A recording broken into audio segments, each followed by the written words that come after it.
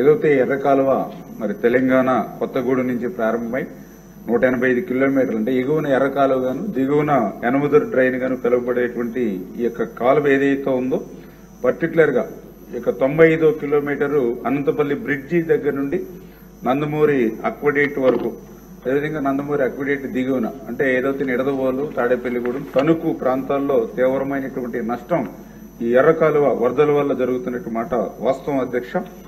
అందుచేతే గతంలో 2014లో ఆ రోజున్నటువంటి తెలుగుదేశం ప్రభుత్వం ఈ ఎర్ర కాలువ యొక్క వరద నష్టాన్ని గుర్తించే పర్టికులర్ గా అనంతపల్లి బ్రిడ్జి నుంచి నందమూరి అక్వడేట్ వరకు కూడా ఈ ఎర్ర కాలువ నీటి సామర్థ్యం ఏదైతే ఉందో కేవలం ఇది 6,000 క్యూసెక్కులు మాత్రమే ఉంటే దాన్ని దృష్టిలో పెట్టుకుని 20,250 క్యూసెక్కులకి పెంచాలని చెప్పేసి ఆ రోజు చంద్రబాబు నాయుడు గారు నిర్ణయం తీసుకోవడమే కాదు, ఆ రోజు 2015లో 69 జీవోను కూడా విడుదల చేసి 143 కోట్ల రూపాయలకు అనుమతులు ఇచ్చి ఆ రోజు తెలుగుదేశం ప్రభుత్వం ఈ యొక్క ఎర్రకాలువ ఆధునీకరణ పనులను చేపట్టడం జరిగింది అధ్యక్ష.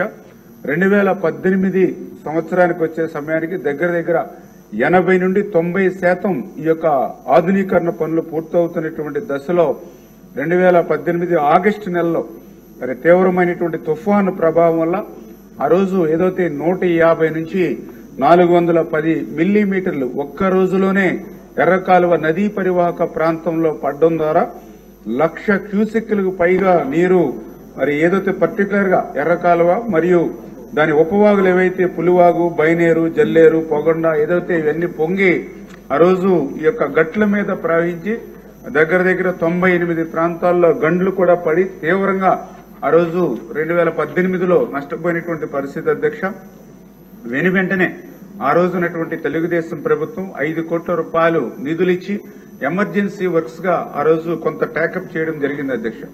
కానీ దురదృష్టం తర్వాత 2019లో అధికారంలో వచ్చినటువంటి వైఎస్ఆర్సీపీ ప్రభుత్వం 2019, 2024 5 సంవత్సరాల్లో 0 ఈ యొక్క ఎర్రకాలువ ఆధునీకరణ పనులకు గాని రిపేర్లకు గాని ఖర్చు పెట్టింది 0 అధ్యక్ష.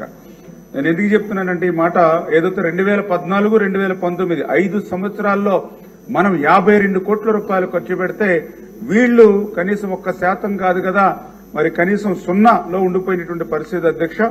అందుకే ఏదైతే మొన్న మనం అధికారంలోకి వచ్చిన తర్వాత మొన్న ఏదైతే జూలై నెలలో వచ్చినటువంటి వర్షాలను కూడా దృష్టిలో పెట్టుకుని ఆ రోజు ముఖ్యమంత్రి గారు ఇచ్చినటువంటి ఆదేశాల ప్రకారం ఏదైతే ఆ రోజు అచ్చెన్నాయుడు గారు, అనిత్ గారు, పార్థసారథి గారు, నేను నలుగురు కూడా ఈ ప్రాంతంలో పర్యటించడం జరిగింది అధ్యక్ష. దాని ద్వారా కూడా ఒక నివేదిక కూడా తీసుకున్నాం. ఏదైతే 98 ప్రాంతాల్లో దెబ్బతిన్నట్టుగా గట్లు, అదేవిధంగా ఏదైతే check dams, single line bridges, offtake sluices, low level causeway bridges, Tummalagandi check dam, Ramaraju cotton dam ఇవన్నీ కూడా ఈ నివేదిక అన్ని కూడా తీసుకున్నాం అధ్యక్ష.